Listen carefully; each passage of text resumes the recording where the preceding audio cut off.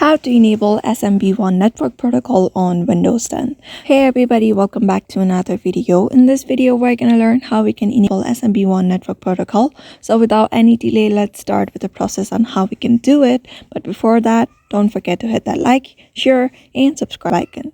So in order to do that, you need to follow some steps. First of all, you need to launch your laptop. After launching your laptop, on your screen, you just need to hit Ctrl plus R and type in the code that I'm showing on the screen. After that, click on OK. After that is done, this will appear on your screen, programs and features. You're just gonna go to the turn Windows features on or off. Just click on it. After that, on this right here, you'll be able to see this. So you're just gonna scroll a bit until you are able to see this option called SMB 1.0. So you're just gonna click on this. Right click on it and click on that plus icon as well. And after clicking on plus icon, just check mark on all of these three. After checking mark on all of these three, click on OK.